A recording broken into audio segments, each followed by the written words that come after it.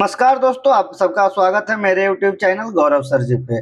और आज मैं आप लोगों के बीच लेकर आया हूं साल 2020 से लेकर 2025 के बीच के लेटेस्ट पैटर्न को देखते हुए सबसे ज्यादा इम्पोर्टेंट प्रश्न, सबसे ज्यादा इम्पोर्टेंट टॉपिक। आप देख रहे होंगे कि हर एक प्रश्न में दो दो स्टार लगा हुआ है, तो ये समझिए कि 2 स्टार प्रश्न है। इसकी आने की संभावना या फिर इस प्रश्नों के टॉपिक से प्रश्न आने की संभावना बहुत ज्यादा है।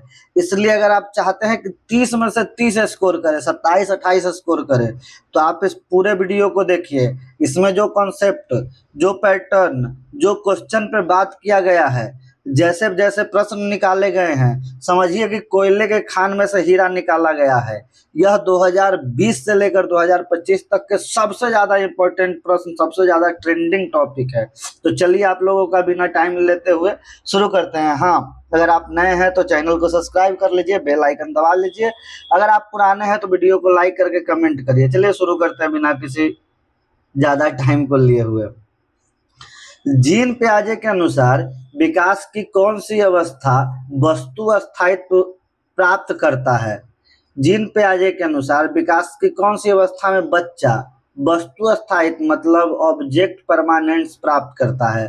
पहला है संवेदी पेशीय, पूर्व संक्रियात्मक, मूर्त संक्रियात्मक, औपचारिक संक्रियात्मक। तो आपका सही उत्तर है ए, संवेदी पेशीय। संवेदी पेशीय को कहते हैं सेंसरी मोटर। इसी अवस्था में 8वें महीने से बच्चा वस्तु स्थायित्व को प्राप्त करने लगता है। और संवेदी पेशीय अवस्था कब से होता है? 0 से 2 वर्ष तक।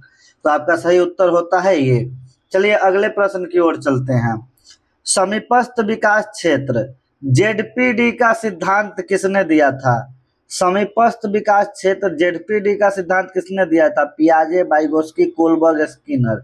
तो पियाजे ने क्या दिया था? संज्ञानात्मक विकास। किसका सिद्धांत दिया था? संज्ञानात्मक विकास का सिद्धांत। और तो आपका सही उत्तर होता है वाइगोस्की। लेव वाइगोस्की ने जेडपीडी का सिद्धांत दिया था, समीपस्थ विकास क्षेत्र का सिद्धांत दिया था। तो आपका सही उत्तर होता है बी। चलिए अगले प्रश्न की ओर चलते हैं।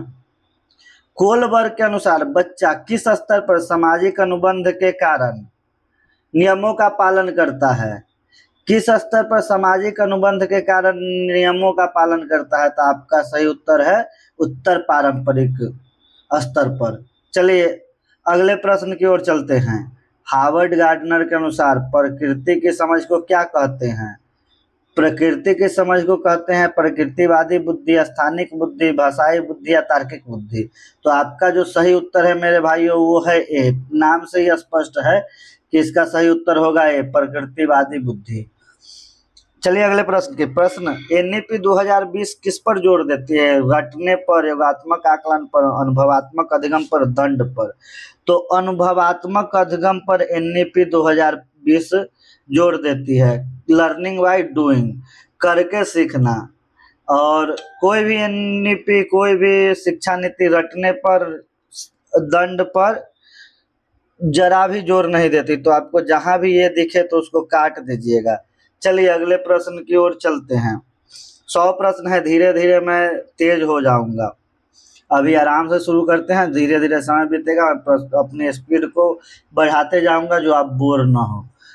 बाल केंद्रित शिक्षा की विशेषता है, यह प्रश्न 2025 में आया है। देखिए सब प्रश्न के आगे साल लिखा हुआ है, सब प्रश्न के आगे साल लिखा हुआ है, किस साल में आया है।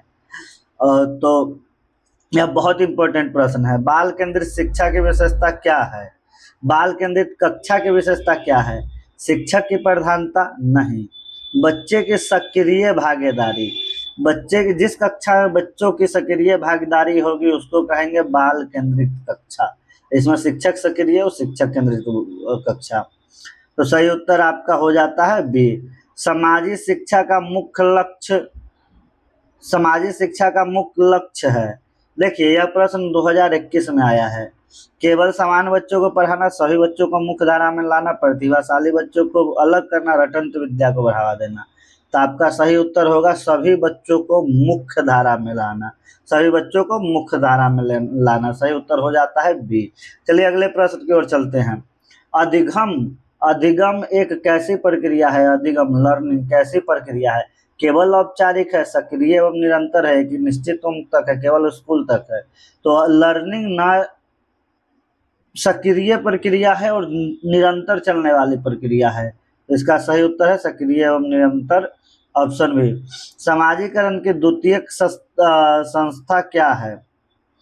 तो समाजीकरण की प्रथम संस्था जो है वो है परिवार, और समाजीकरण की द्वितीय जो दूसरी संस्था है वो है स्कूल। सबसे पहले बच्चा अपने परिवार में समाजीकरण सीखता है, उसके बाद अपने विद्यालय में समाजीकरण सीखता है। तो सही उत्तर हो जाएगा आपका सी।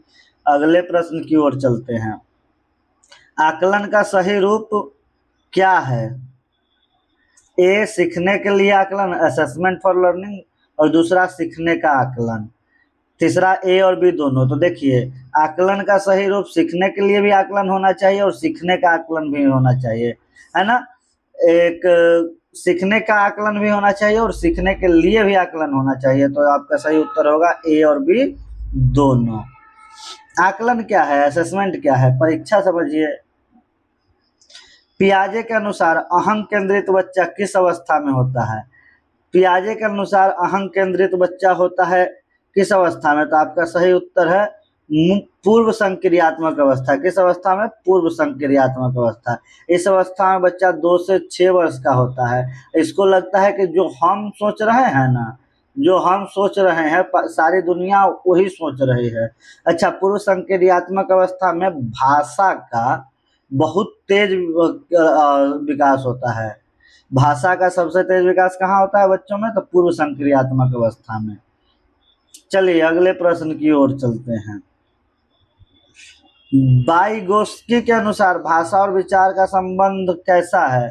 स्वतंत्र है, भाषा विचार को निर्धारित करती है, विचार पहले आता है, पहले दोनों स्वतंत्र फिर जुड़ते हैं। तो वाइगोत्स्की के अनुसार क्या है कि भाषा और जो है और जो विचार है दोनों पहले तो स्वतंत्र रहते हैं, दोनों पहले स्वतंत्र रहते हैं, फिर बाद में दोनों एक हो जाते हैं। दोनों क्या हो जाते हैं? एक हो जाते हैं। तो आपका सही उत्तर हो जाएगा डी, पहले स्वतंत्र फिर बाद में जुड़ते हैं। कोलबर्ग के अनुसार दंड और आज्ञाकारिता किस स्तर में है? दंड और आज्ञाकारिता किस स्तर में है?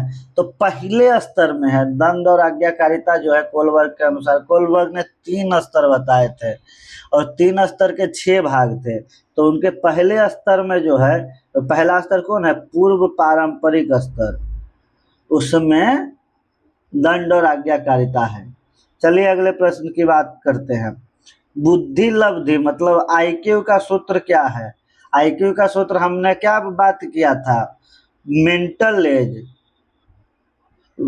बटा में रियल एज, है ना, मल्टीप्लाई बाई 100। मतलब क्या हो गया? वास्तविक आयु बट्टा में न मानसिक आयु बट्टा में वास्तविक आयु गुने 100। तो ये हो जाएगा आपका सही उत्तर ए। इससे हम किसी का आईक्यू या बुद्धि लब्धि निकालते हैं। क्या निकालते हैं? बुद्धि लब्धि। तो आपका सही उत्तर है ए।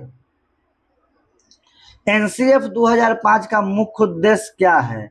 एनसीएफ 2005 का मुख्य उद्देश्य है बिना बोझ के शिक्षा। क्या है? बिना बोझ के शिक्षा। एनसीएफ 2005 का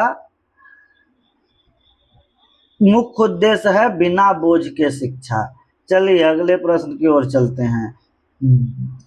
बहुभाषिकता कक्षा में क्या है? एक कक्षा में आप समझिए कि कोई पंजाबी है, कोई बंगाली है, कोई बिहारी है, कोई मद्रासी है, कोई उड़िया है, अलग अलग भाषाओं को बोलने वाले लोग हैं।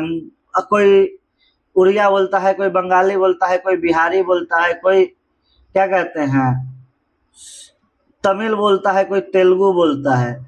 तो अगर एक कक्षा में अलग अलग बहुभाषिकता है, बहुत अलग अलग भाषाओं को बोलने वाले बच्चे हैं, तो क्या है? तो यह एक कक्षा के लिए संसाधन है। आपस में बातचीत करके लोग बहुत सारी भाषाओं के बहुत सारे शब्द बच्चे सीख जाएंगे। तो यह एक एसेट है, यह एक संसाधन है, यह बाधा नहीं है, अनावश्यक नहीं, यह बोझ नहीं है, यह एक संसाधन है। बहुभाषिकता कक्षा में एक संसाधन है। चलिए अगले प्रश्न की ओर चलते हैं। सृजनात्मकता क्रिएटिविटी का मुख्य लक्षण क्या है?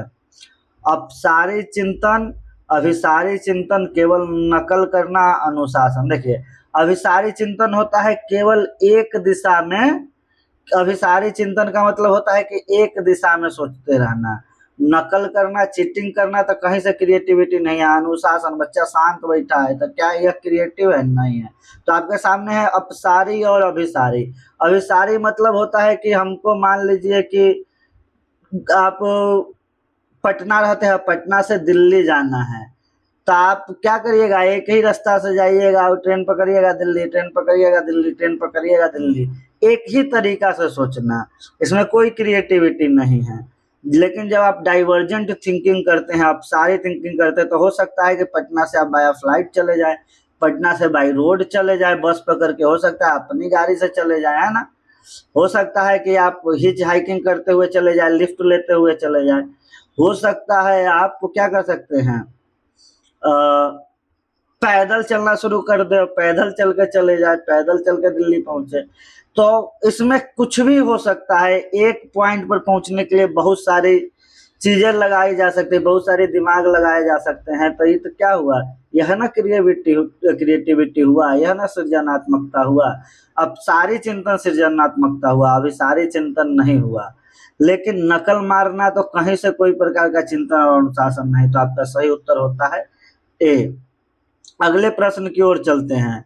विशेष आवश्यकता वाले बच्चों के लिए क्या जरूरी है? विशेष आवश्यकता वाले बच्चे कौन हो सकते हैं? लर्निंग डिसेबिलिटी वाले बच्चे, दिव्यांग बच्चे, है ना।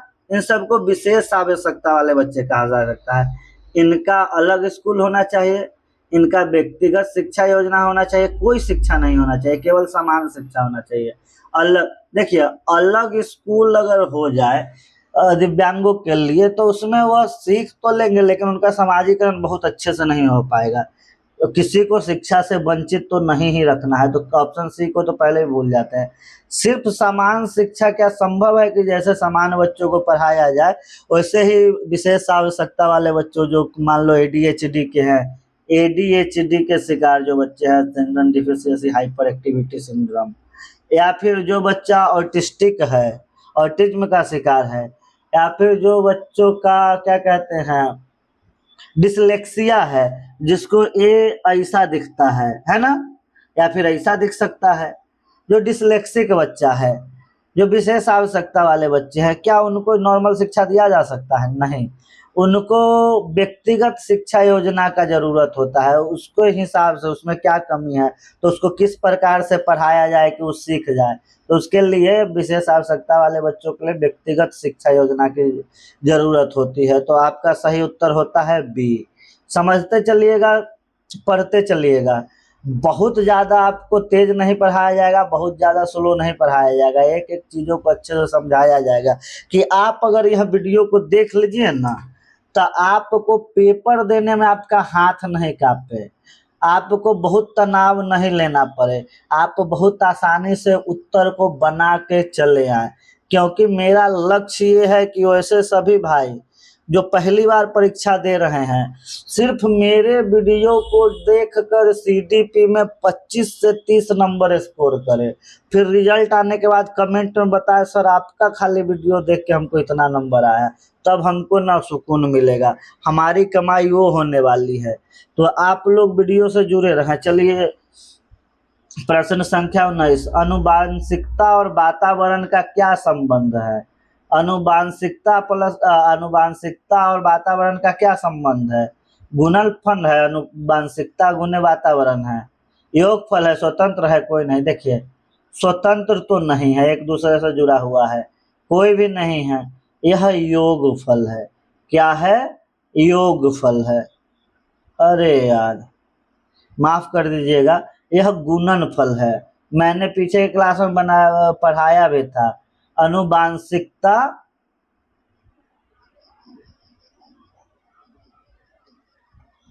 गुण वातावरण मेरे मुंह से निकल गई या फिर मेरे माइंड से निकल गई, जो भी हो, आप समझ रहे हैं। लगातार क्लास रिकॉर्ड करना पड़ता है, थोड़ा सा चीजें ऊपर नीचे हो जाती है। खैर, मैं अपनी गलती को सुधार लेता हूं, क्योंकि यहाँ संभावना है। आप लोग को भी अब याद रहेगा, आनुवांशिकता और वातावरण का संबंध है, यह दोनों एक दूसरे का गुना करके गुणनफल है। यह 2020 में आया हुआ प्रश्न है। पियाजे के अनुसार संरक्षण किस चरण में आता है? पियाजे के अनुसार संरक्षण किस चरण में आता है? संरक्षण क्या होता है? मान लीजिए कि 2 गिलास है, 2 गिलास है, एक गिलास चौड़ा है और एक गिलास लंबा है सीधा, ठीक है। तो इसमें इतना पानी भर के दिया, चाहे इतना पानी भर के दिया, इसमें आटा 200 ml, कितना आटा? 200 ml, ठीक है।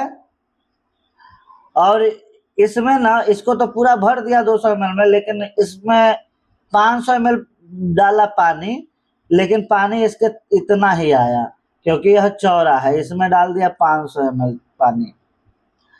अब हम बच्चा से पूछेंगे कि क्या बेटा कौन सा में ज्यादा है, तो बच्चा बताएगा कौन सा इसमें, क्योंकि यह इसको लंबा दिख रहा है, इसको ही समझ में नहीं आ रहा है कि इसमें ज्यादा है, इसमें इसको ऊंचाई से ज्यादा दिख रही है। तो यह होता है संरक्षण नहीं होना। लेकिन जब संरक्षण आ जाएगा तो वह बता देगा। तो संरक्षण कहाँ नहीं होता है? पूर्व संक्रियात्मक में संरक्षण नहीं होता है। संवेदी पेशीय अवस्था जो है, क्या कहते हैं, सेंसरी मोटर अवस्था जो है संवेदी पेशी है, तो 0 से 2 वर्ष का है, तो इसमें तो कोई बात नहीं होगी। 2 से 6 वर्ष की अवस्था में संरक्षण नहीं आता। आता कब है? 6 से 11 वर्ष की अवस्था में, जिसको कहते हैं मूर्त संक्रियात्मक अवस्था, ठीक है। अगले प्रश्न की ओर चलते हैं। वाइगोस्की के अनुसार निजी वार्ता, प्राइवेट स्पीच क्या है? प्राइवेट स्पीच एक बहुत इम्पोर्टेंट, बहुत ज़्यादा जरूरी, बहुत ज़्यादा इम्पोर्टेंट टॉपिक है। वाइगोस्की के अनुसार क्या करता है कि बच्चा खुद से बात करता है। क्या करता है? बच्चा खुद से, कई बार आप लोग भी खुद से बात करते हैं, जैसे पढ़ा रहे थे, अभी हम पिछला क्वेश्चन पढ़ा रहे थे, है ना, और गलती से मैंने गुणनफल को योगफल पढ़ा लिया, तो मैंने क्या कहा, अरे यार ये तो गुणनफल होगा। मैंने आपको नहीं कहा, मैंने अपने आप को कहा। तो यह क्या था? मेरा प्राइवेट स्पीच था। ऐसे ही बच्चा बहुत ज्यादा करता है, वो अपने आप से बात करता है। तो यह क्या करता है? बच्चों से कोई गलती होती है तो बताता है, अरे ऐसे नहीं, ऐसे खोलना था। बच्चा दौड़ेगा, गिर जाएगा, कहेगा अरे नहीं, ऐसे नहीं दौड़ना था, ऐसे उछलना था। तो बच्चा द्वारा खुद को निर्देशित करना वाइगोस्की के अनुसार क्या है? प्राइवेट स्पीच है, निजी वार्ता है। हम भी खुद को निर्देशित करते हैं, खुद को दिशा देते हैं कि अरे ये काम ऐसे नहीं, ऐसे करो, यहाँ से ऐसे नहीं, तो हम लोग आपस में अरे क्या गलती कर दिया यार, खुद करते हैं ना, आप लोग भी करते होंगे। उसी को कहते हैं निजी वार्ता, प्राइवेट स्पीच। इसमें बच्चे खुद को निर्देशित करते हैं। चलिए अगले प्रश्न की ओर चलते हैं। प्रगतिशील शिक्षा के जनक कौन हैं? यह प्रश्न 2021 में आया है। प्रगतिशील शिक्षा के जनक कौन है? तो प्रगतिशील शिक्षा के जनक जॉन डुई हैं। क्या है? जॉन डुई हैं। इन्होंने लर्निंग बाय डूइंग का सिद्धांत दिया है, लर्निंग बाय डूइंग का सिद्धांत दिया है, तभी ना कहते हैं डुई डुई। चलिए अगले प्रश्न की ओर चलते हैं। हार्वर्ड गार्डनर ने अंतर्व्यक्तिक बुद्धि, हार्वर्ड गार्डनर की अंतर्व्यक्तिक बुद्धि का अर्थ क्या है? अंतर्व्यक्तिक, दूसरे व्यक्ति की बुद्धि। अंतर्व्यक्तिक बुद्धि का क्या होता है? जब एक व्यक्ति दूसरे व्यक्ति को, पर्सन ए पर्सन बी को समझने लगता है ना, तो इसको कहते हैं अंतर व्यक्तिक बुद्धि। तो इसका सही उत्तर होता है बी, दूसरे को समझना। अगले, समाजी शिक्षा किस पर आधारित है? समावेशी शिक्षा, समावेशी शिक्षा किस पर आधारित है? तो समावेशी शिक्षा जो आधारित है वह समानता पर नहीं आधारित है, ध्यान रखिएगा। यह समता पर आधारित है, इक्विटी पर आधारित है, इक्वालिटी पे आधारित नहीं है, ठीक है। यह इक्वालिटी पे, समानता पे आधारित नहीं है, यह समता पे आधारित है। समावेशी शिक्षा की बात होगी तो समानता नहीं, समता की बात करता है। यह इक्वालिटी की बात नहीं करता है, यह इक्विटी की बात करता है। तो आपका सही उत्तर हो जाएगा समता, इक्विटी। बच्चों की गलतियां क्या दर्शाती है? यह प्रश्न 2022 में आया है। यह क्या उनकी असफलता को दर्शाती है? उनके विचार प्रक्रिया को समझने का अवसर के रूप में दर्शाती है, दंड के कारण के रूप में समझाती है कोई नहीं। तो देखिए दंड के कारण के रूप में तो नहीं दिखाएगी, असफलता भी नहीं दिखाएगी। बच्चे गलती किया इसका मतलब असफल थोड़ी हो गए हैं। गिरते हैं, एक शेर है कि गिरते हैं सहसवार ही मैदान जंग में, वो तुफैल क्या गिरे जो घुटने के बल चले, है ना। तो उनका सही उत्तर होता है बी, यह उनके विचार प्रक्रिया को समझने का अवसर है। हम बच्चा अगर गलती कर रहा है इसका मतलब वो सीख रहा है ना, सीखने की प्रक्रिया को दर्शाता है। कोलबर्ग के अनुसार सामाजिक कानून किस स्तर पर लागू होता है, किस स्तर का हिस्सा है। तो कोलबर्ग के अनुसार सामाजिक कानून पारंपरिक स्तर का हिस्सा है। किस स्तर का हिस्सा है, पारंपरिक स्तर का हिस्सा है। 3 स्तर कोलबर्ग ने दिया था, उनके 6 भाग थे, याद रखिएगा। सीखने में अभिप्रेरणा का महत्व क्या है, सीखने में अभिप्रेरणा का क्या महत्व है। वह हम जब सीखते हैं ना तो हमको एक लक्ष्य दिखाई देता है, उस लक्ष्य को हम साधते हैं, उस लक्ष्य को देखकर जब हम सीखते हैं तो यह हमारा मोटिवेशन होता है, हमारी अभिप्रेरणा होती है। जैसे आप इस वीडियो को देख रहे हैं तो आपको सीटेट का जो रिजल्ट होगा ना वह आपका मोटिवेशन होगा। सीटेट का रिजल्ट जो होगा वह आपका मोटिवेशन होगा, अभिप्रेरणा होगा। तो लक्ष्य आपका क्या है, 90 प्लस नंबर लाना, है ना। किसी का 100 प्लस भी होगा नंबर लाने का लक्ष्य। तो यह आपका मोटिवेशन है, यह मोटिवेशन कहलाता है क्या, लक्ष्य प्राप्ति में। किसका मोटिवेशन का महत्व कहाँ होता है, लक्ष्य प्राप्ति में। सूक्ष्म गति कौशल का उदाहरण है, 2 है, फाइन मोटर सूक्ष्म गति कौशल और बड़ा वाला गति कौशल। तो दौड़ना में हम कौन सा, देखिए सूक्ष्म गति कौशल में क्या करते हैं, जिसमें हमारे छोटे मसल्स का उपयोग हो, हमारे शरीर के छोटे मसल का। दौड़ना में पूरा पैर उपयोग होता है, कूदना में भी, तैरना में पूरा शरीर, लेकिन लिखने में हम सिर्फ उंगली हिलाते हैं, लिख देते हैं क ख ग घ अंग। क्या कर दिए, सिर्फ उंगली हिला के लिख दिए। दौड़ने के लिए हमको पूरा शरीर हिलाना पड़ता है। तो सूक्ष्म गति कौशल का, फाइन मोटर स्किल का उदाहरण है लिखना। यह प्रश्न 2023 में आया हुआ था। समावेशी कक्षा में शिक्षक की भूमिका क्या है। एक समावेशी कक्षा में शिक्षक की भूमिका होती है फैसिलिटेटर की, सुविधा प्रदाता की। शिक्षक तानाशाह निष्क्रिय तो नहीं हो सकता है, ठीक है। चलिए अगले प्रश्न की ओर चलेंगे। जेंडर क्या है, जेंडर क्या है मेरे भाई, जेंडर जैविक है। ये है तो ऐसे जेंडर जैविक, लेकिन जब हम सीडीपी पढ़ेंगे तो इसको समझेंगे। जेंडर क्या है, एक सामाजिक संरचना है। जेंडर क्या है, एक सामाजिक संरचना है। लिंग क्या है, जैविक है। जेंडर क्या है, सामाजिक संरचना है। विकास की दिशा सिर से पैर की ओर होती है, सिर से पैर की ओर होती है। इसको क्या कहते हैं, समीपस्थ, दूरस्थ, सामान्य से विशिष्ट, मस्तिष्काधोमुखी। मस्तिष्काधोमुखी होता है सेफेलोकॉर्डल। क्या होता है, मस्तिष्काधोमुखी। तो यह सेफेलोकॉर्डल होता है। क्या होता है, सेफेलोकॉर्डल होता है। इसमें कहा जाता है कि जब विकास होता है ना बच्चा, वह सर से पैर की ओर होता है। पहले बच्चा अपना सर का उपयोग सीखता है, तो सर पर कंट्रोल आता है उसका, फिर गर्दन पर, फिर कंधा पर, कंधा के बाद उसका आता है क्या कहते हैं, नीचे की तरफ पैर पे, फिर चलना सीखता है बच्चा। तो यह इसको कहते हैं मस्तिष्कोद्मुखी, ठीक है, सेफेलोकॉर्डल। अगले प्रश्न की ओर चलते हैं। लेब बायोस्की के अनुसार खेल का मुख्य महत्व क्या है। यह प्रश्न 2021 में आएगा है। आप लोग देख रहे होंगे कि हर एक प्रश्न के आगे 2 स्टार लगा हुआ है और साल लिखा हुआ है। इसका मतलब यह प्रश्न उस साल में आया है। खेल का मुख्य महत्व है सामाजिक कौशल का विकास। वाइगोस्की के अनुसार खेल का महत्व है सामाजिक कौशल का विकास। पियाजे के अनुसार अमूर्त चिंतन किस अवस्था में होती है। तो पियाजे ने 4 अवस्थाएं बताई थी, संवेदी, पेशीय, पूर्व संक्रियात्मक, मूर्त संक्रियात्मक, औपचारिक संक्रियात्मक। तो अमूर्त चिंतन जो होगी वह औपचारिक संक्रियात्मक अवस्था में होगी। कोलबर्ग के किस स्तर में नैतिकता पूरी तरह से बाह्य कारकों पर आधारित होती है? तो इसका सही उत्तर होता है पूर्व पारंपरिक स्तर। नैतिकता बाह्य कारणों से, कि इसमें बताया जाएगा कि बच्चा अच्छा काम करो तो तुमको चॉकलेट मिलेगा, बुरा काम करोगे मार खाओगे, ऐसा ना, मतलब दंड और क्या कहते हैं इनाम के लालच में, ये सब नैतिकता बाह्य कारण पर। अगर उसको इनाम मिले, चोरी करना पड़े तो कर लेगा बच्चा, उसकी नैतिकता अंदर से नहीं आई है। अधिगम का प्रयास और त्रुटि सिद्धांत किसने दिया था?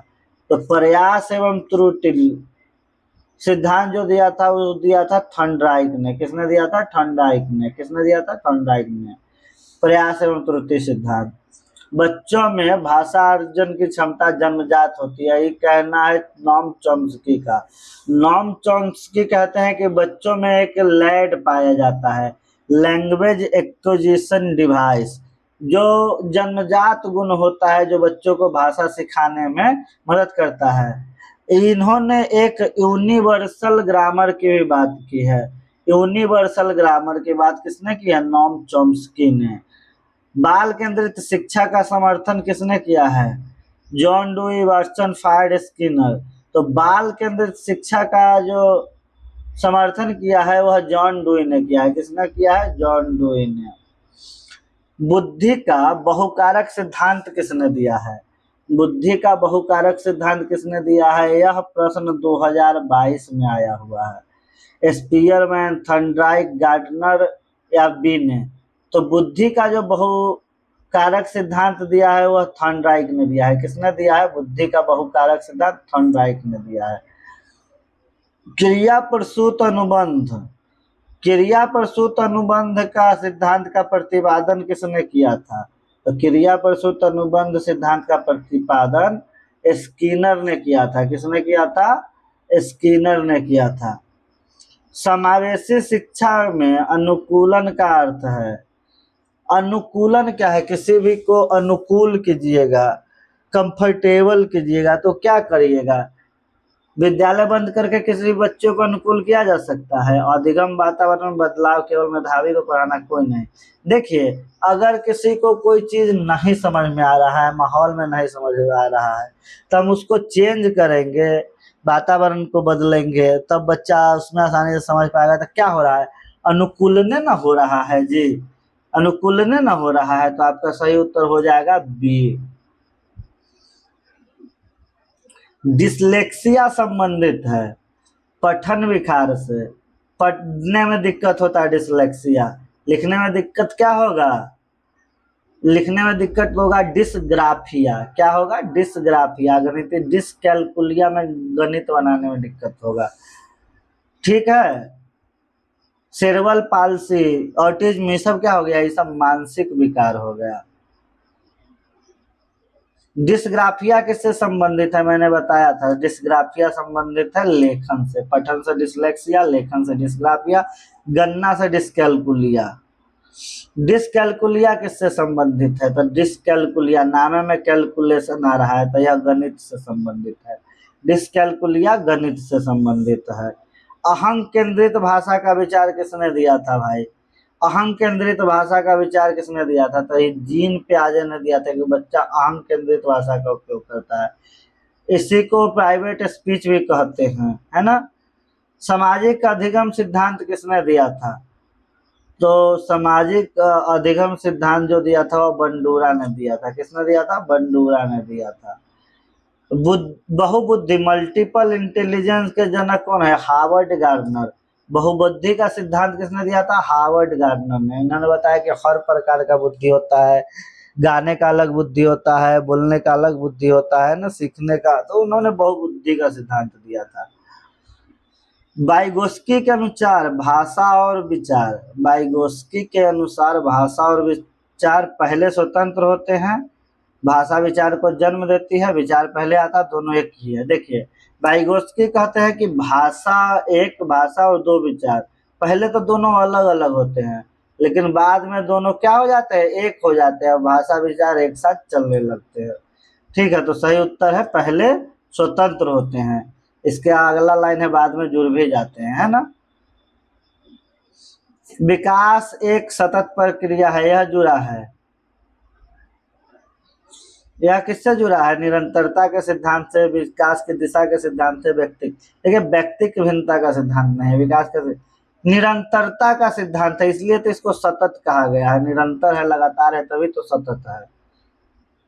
अन्वेषण आधारित शिक्षा का आधार, अन्वेषण आधारित शिक्षा का आधार है व्यवहारवाद, संरचनावाद, मनोविश्लेषणवाद और कोई नहीं। तो अन्वेषण खोज जो है वह संरचनावाद आधारित शिक्षा का आधार है। चलिए अगले प्रश्न की ओर। बाल केंद्रित शिक्षण विधि क्या है? बाल केंद्रित शिक्षण व्याख्यान, आप जाके भाषण दे रहे हैं तो बाल केंद्रित है? नहीं है। प्रदर्शन प्रोजेक्ट, कोई नहीं। प्रदर्शन किसी चीज को जाके बच्चों को दिखा रहे हैं, मेला दिखा रहे हैं, चित्र दिखा रहे हैं, तो क्या बच्चों से बाल केंद्रित है? नहीं। प्रोजेक्ट विधि है वह सबसे ज्यादा बाल केंद्रित है ना। इस विधि में सबसे ज्यादा बच्चे इन्वॉल्व होते हैं।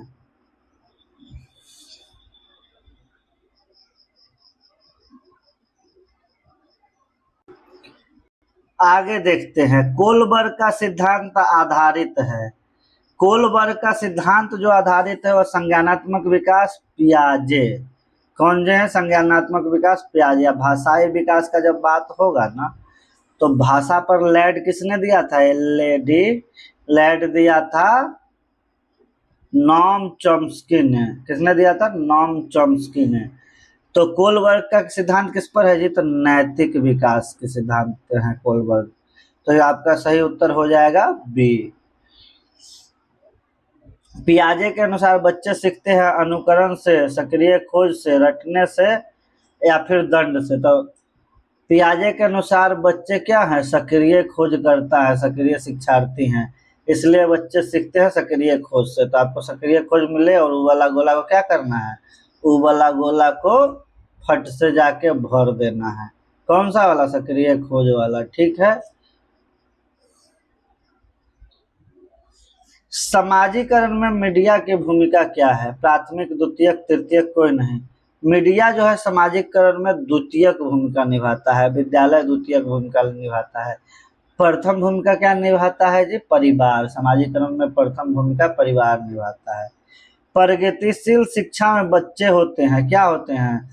निष्क्रिय श्रोता तो नहीं हो सकते, रटने वाले नहीं हो सकते, डरने वाले नहीं हो सकते, होते हैं सक्रिय अन्वेषक। प्रगतिशील शिक्षा में बच्चे सक्रिय अन्वेषक होते हैं। आपको यहाँ हर प्रश्न के बाद साल लिखा हुआ दे रहा है, इसका मतलब यह उस साल में आया हुआ प्रश्न है, और आपको 2 स्टार भी दिख रहा होगा, मतलब बहुत ज्यादा जरूरी है। संवेगात्मक बुद्धि के प्रतिपादक, संवेगात्मक बुद्धि के प्रतिपादक कौन है? Emotional intelligence.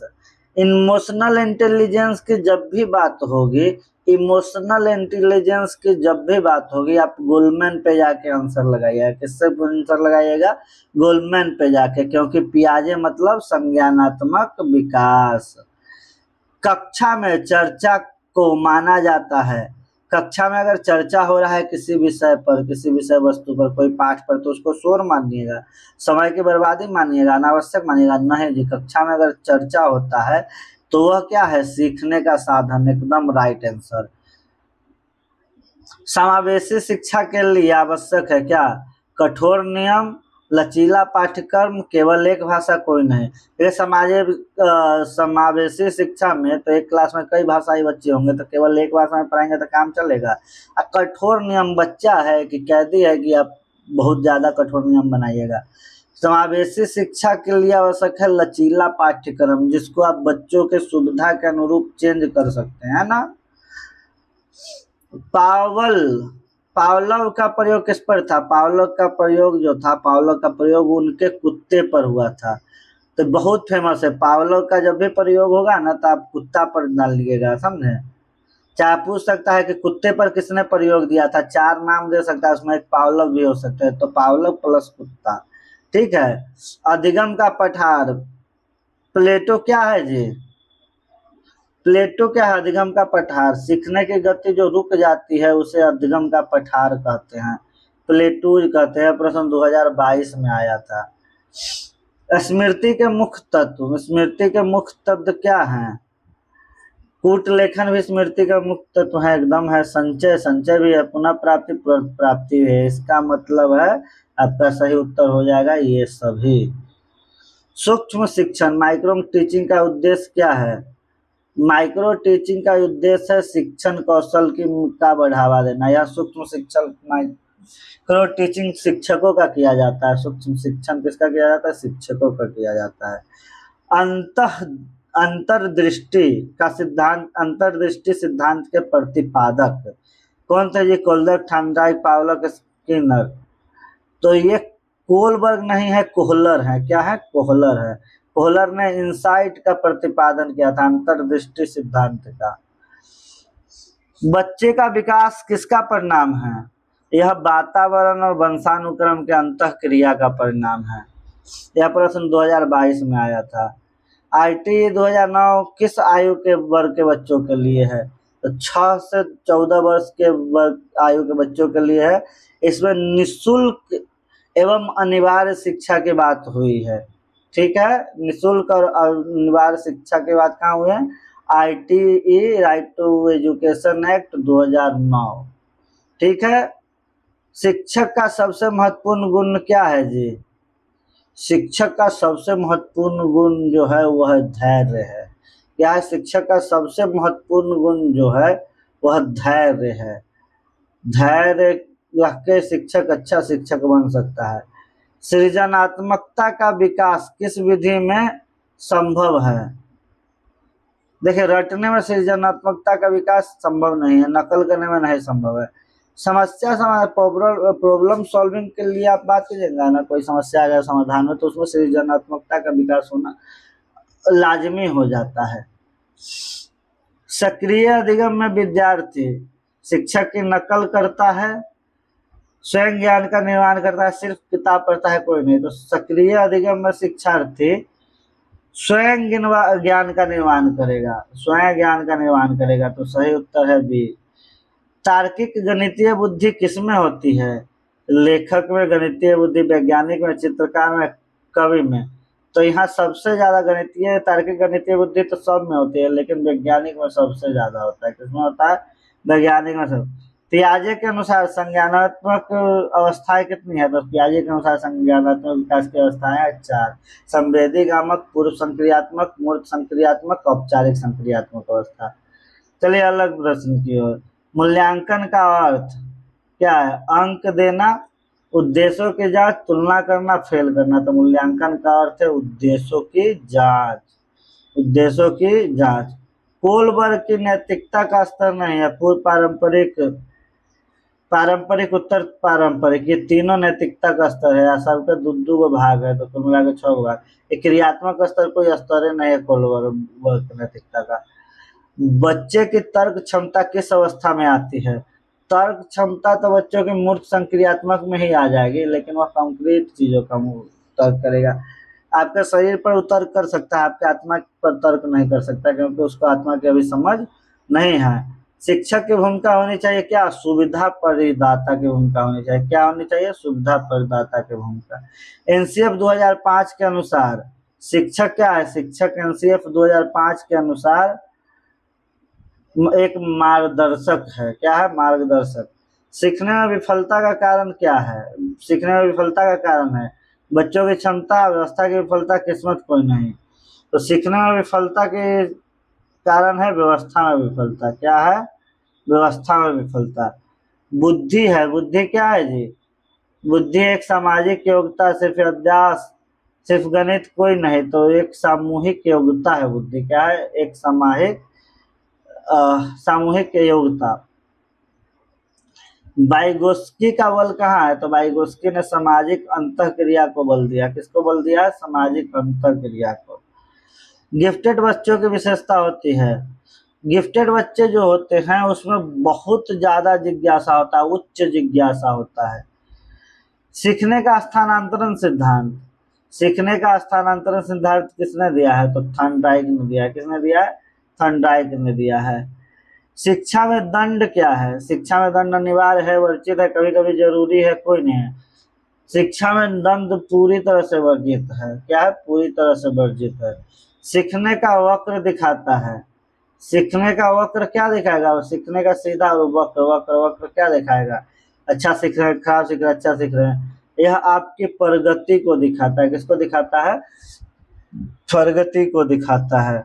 अभिप्रेरणा का वर्गीकरण किया है मैस्लो ने, फ्रायड ने, कोलर ने, या कोई नहीं तो मैस्लो ने अभिप्रेरणा का वर्गीकरण किया है। मानसिक आयु पर तथ्य दिया। मानसिक आयु प्रत्यय किसने दिया था? बीने साइमन ने। इन्होंने आईक्यू का नियम दिया था। आईक्यू का नियम दिया था क्या है? Mental age by real age multiply by 100। यह आईक्यू का सूत्र है और इसको किसने दिया था? बीने साइमन ने। बुद्धि का त्रितंत्र सिद्धांत किसने दिया था? बुद्धि का त्रितंत्र सिद्धांत जो दिया था वह स्टेनबर्ग ने दिया था। किसने दिया था? स्टेनबर्ग ने दिया था। ये भी साथ है।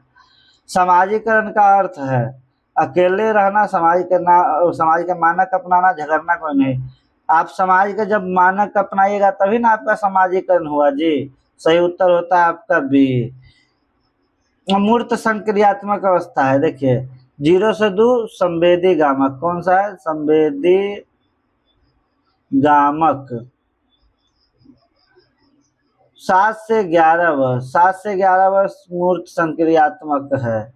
क्या है? मूर्त संक्रियात्मक। 2 से 7 तक तो पूर्व संक्रियात्मक। जेडपीडी आधारित है सहायता पर, अकेलेपन पर, हटने पर कोई नहीं। जेडपीडी जो है समीपस्थ विकास जोन, वह क्या है?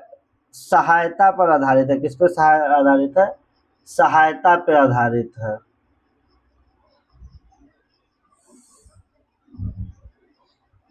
देखिए आपको मैं दिखा दे रहा हूँ कि अभी रात के बज रहे 11:30। मैं सुबह 6 बजे का उठा हूँ, रात में इसे 2 बज जाता है क्लास क्या कहते हैं रिकॉर्ड करके और अपलोड करने में। चलिए, कक्षा में विभेद आवश्यक है। बच्चों को अलग करने के लिए व्यक्तिगत भिन्नता है तो अनुशासन के लिए कोई नहीं। तो कक्षा में विभेद व्यक्तिगत भिन्नता के लिए हमें जानने के लिए बहुत जरूरी है। अनुकूलन बनता है। आत्मसातकरण एवं समायोजन दोनों हो गया तो क्या हो गया? वो हो गया अनुकूलन। क्या हो गया? अनुकूलन। स्थानिक बुद्धि का उदाहरण क्या? मूर्तिकार, गायक, नेता कोई नहीं। तो स्थानिक बुद्धि का है मूर्तिकार। कौन है? मूर्तिकार स्थानिक बुद्धि का है। उदाहरण, यह प्रश्न 2021 में आया था। सीखने के लिए आवश्यक है 2023 में आने वाला क्वेश्चन है, आया हुआ क्वेश्चन है। सीखने के लिए आवश्यक क्या है? रटना, रुचि, भय। तो सबसे ज्यादा जरूरी कौन सीखने के लिए आवश्यक है? रुचि। तो ऐसा कितना ही दिन कोई सीख लेगा। चलिए, अधिगम अक्षमता क्या? शारीरिक विकार, तंत्रिका संबंधी विकार, खेल का विकार कोई नहीं। तो अधिगम अक्षमता होती है तंत्रिका संबंधी विकार के कारण होता है। सीखने को प्रभावित करने वाला कारण क्या है? सीखने को प्रभावित करने वाला कारण परिपक्वता, अभिप्रेरणा, वातावरण, ये सभी है जी। कौन है? सभी हैं। सीखने को प्रभावित करने वाले कारण सभी हैं। तो आपका सही क्या होगा? तो सही उत्तर जो होगा वो होगा डी, सभी। बुद्धि का पदानुक्रमित सिद्धांत क्या है? बुद्धि का पदानुक्रमित सिद्धांत क्या है? चाहे बुद्धि का पदानुक्रमित सिद्धांत किसने दिया? वर्णन ने, गार्डनर ने, थॉर्नडाइक ने, कोई नहीं तो वर्णन ने। किसने दिया? वर्णन ने। आकलन का सबसे प्रभावी विधि परीक्षा, पोर्टफोलियो, रटना कोई नहीं। आकलन का सबसे प्रभावी विधि है पोर्टफोलियो। अनुशासन का क्या अर्थ है? दंड, आत्मानुशासन, डर कोई नहीं। अनुशासन का अर्थ है आत्मानुशासन। क्या है? आत्मानुशासन। मचान कब देना चाहिए? हमेशा आवश्यकता पड़ने पर, कभी नहीं कोई नहीं। आवश्यकता पड़ने पर मचान देना चाहिए, है ना। समीपस्थ विकास जोन है। बुद्धि का द्विकारक सिद्धांत किसने दिया? द्विकारक सिद्धांत स्पीयरमैन, गार्डनर, थॉर्नडाइक कोई नहीं था। स्पीयरमैन ने बुद्धि को 2 भाग में कर दिया था। सृजनात्मकता संबंधित है अभिसारी चिंतन की अपसारी चिंतन, अपसारी चिंतन पर। किस पर संबंधित है? अपसारी चिंतन पर। शैक्षणिक मनोविज्ञान के जनक कौन है? शैक्षणिक मनोविज्ञान के जनक है थॉर्नडाइक। कौन है? थॉर्नडाइक। तो मैं उम्मीद करता हूं कि आपको वीडियो पसंद आया हो, आपको वीडियो पसंद आया हो तो आप चैनल को लाइक कर